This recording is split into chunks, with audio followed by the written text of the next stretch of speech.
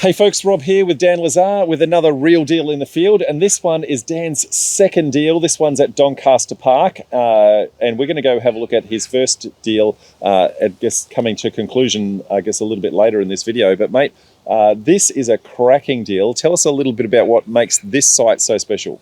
Look, for me, this is very special due to the fact that it has a park in front, a creek in the back, and a bike trail on the side. So the people that will be moving in here will have direct access to the bike trail. And you managed to coordinate this with some really creative terms.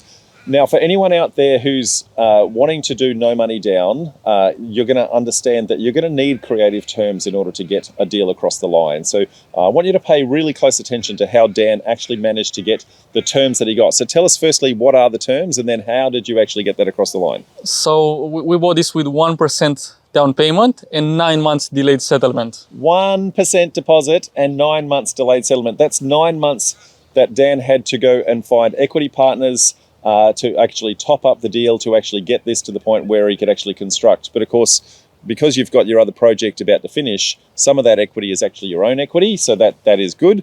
But you then still have 9 months to scramble to try and get the rest. So if you don't have any money, you've got 9 months to try and work it out, folks. 1% deposit. That's crazy, mate. How did you coordinate that? I feel like it's normal. I just told the person, look, it's close to 3 million the buy price. So in order to make something like this happen, I need 1% down payment because I'll be spending roughly 200k to be shovel ready. So my deposit is actually bigger than 1%, but I can only give you 1% because of the expenses that I'll incur in the next 6 months. And I want you to pay real close attention to what Dan just said there, folks. That is that the money that he's investing in getting this to the next stage actually belongs to the property. So if for any reason Dan fell out of the project, all of the benefit of that lives with the property. And so that is his deposit. So rather than giving it to the vendor, he's actually putting that into the project itself. And it was just convincing the vendor that was a better use of the money, which reduces Dan's holding costs.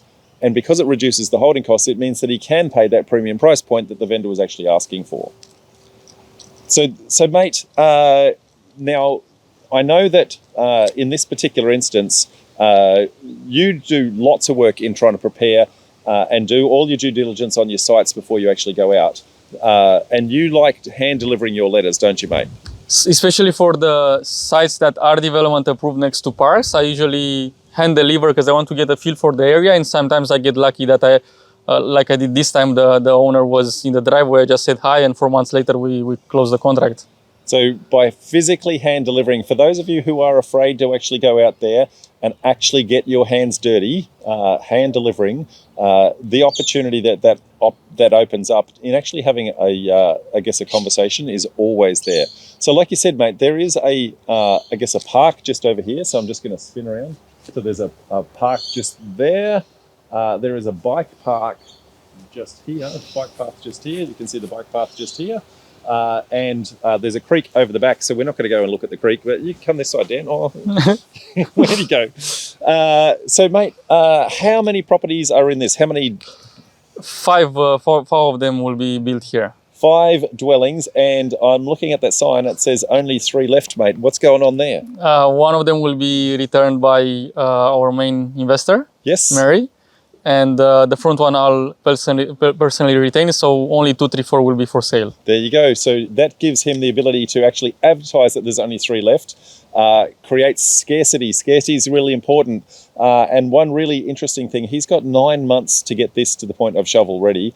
And you're going to see on his other project, you'll see that Dan actually sells during the construction process. But because of where he's physically located, this signboard has a lot of visibility with people going past a road that's just over there. They get to see this signboard and see that little thing there, this little thing here, that's a light, solar powered light, so that Dan can actually light that thing up at night. And so anybody going past at any point in time, you're selling this for 9 months before you actually get to the point where you have to buy it. You're going to potentially have paid for it with the next person's money coming in even before you've actually purchased this one, mate.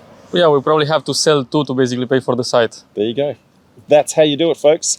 So what we're going to do in a sec, we're going to go and have a look at Dan's Templestowe project. We've actually seen a little bit about that Templestowe project on a previous Real Deal in the Field, but we're going to go do a little bit of a status update. So come with us as we go to Dan's other project. See you, folks.